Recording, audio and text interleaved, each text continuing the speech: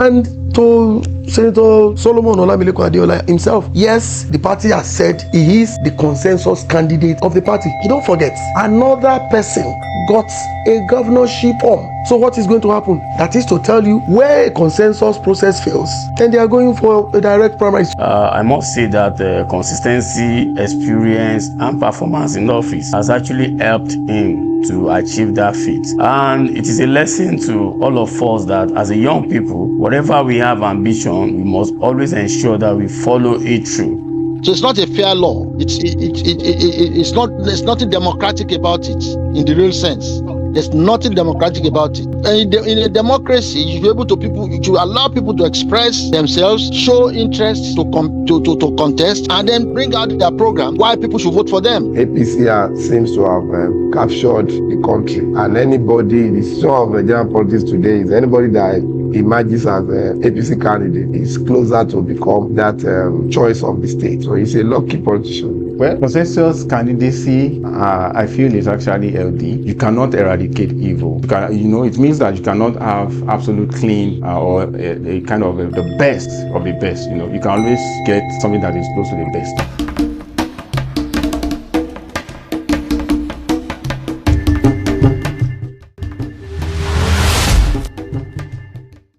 Some politicians fight for power, some inherit it, some negotiate it. But once in a generation, one man appears to simply walk into it as though luck had already been written in the ending. But in Nigerian politics, luck is really accidental. Senator Solomon Olamilekan Adeola is not new, not only to the public, and also to the media, just because his name, when it comes to political terrain, political story of Ogun State, has been on for a while. Born on August 10th, 1969, at Lagos Island Maternity Hospital, Solomon Olamilekan Adeola, also known as Yayi, the Aremo of Yowa Land, grew up in Alimosho, Lagos, an accountant by training, a politician by instinct. Before politics, he worked at the Guardian newspaper for 12 years, rising within the accounting department before moving into consultancy. Then came politics, from Lagos State House of Assembly to the House of Representatives to the Nigerian Senate. By 2023, he had crossed not only political ranks but political geography itself.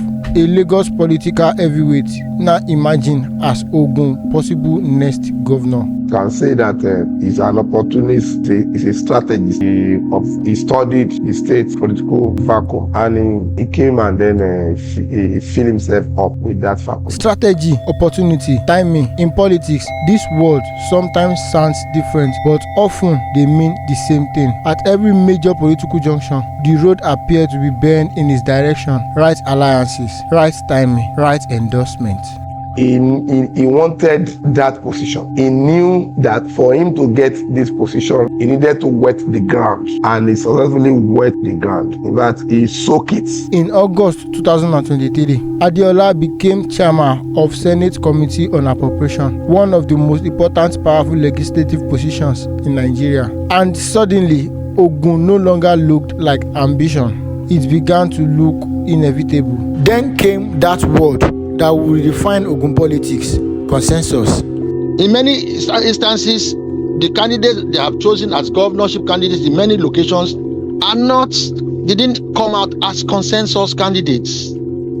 But of course, they were all driven or taken to a place and like forcing them to agree with the particular candidates, and they cannot afford to confront the leadership of their party on the various choices. They just abide by it. Where that will lead us, I don't know.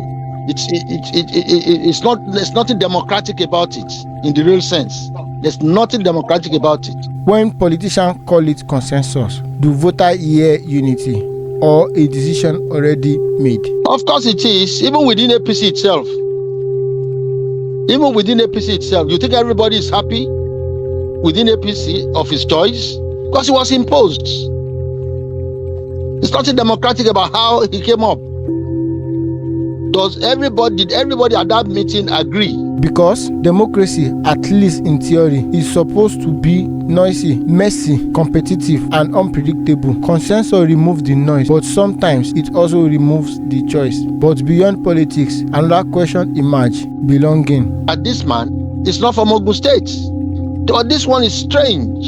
And that is the politics of the leadership of APC, to post people from Lagos base to any other part of Yoruba land, particularly. It's not the best for us, because for you to be able to do what people want, you ought to have been part of them from the cradle.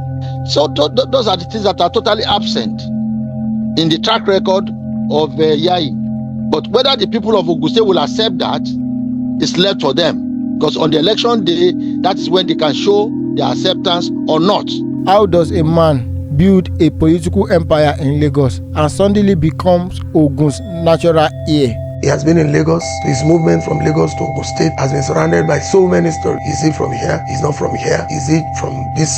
He's not from this. Perhaps in Nigerian politics, residence is not longer geographical. Perhaps influence now travels faster than roots. But supporter of Solomon Adeola insists that his story is being misunderstood.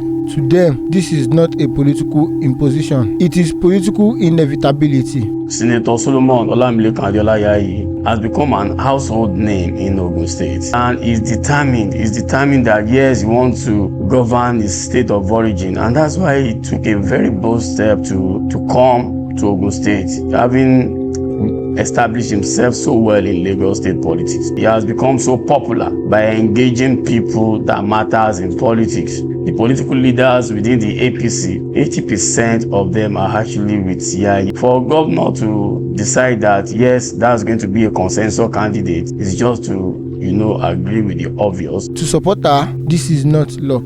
It is preparation meeting opportunity. Modern politics is not longer fought only on the street.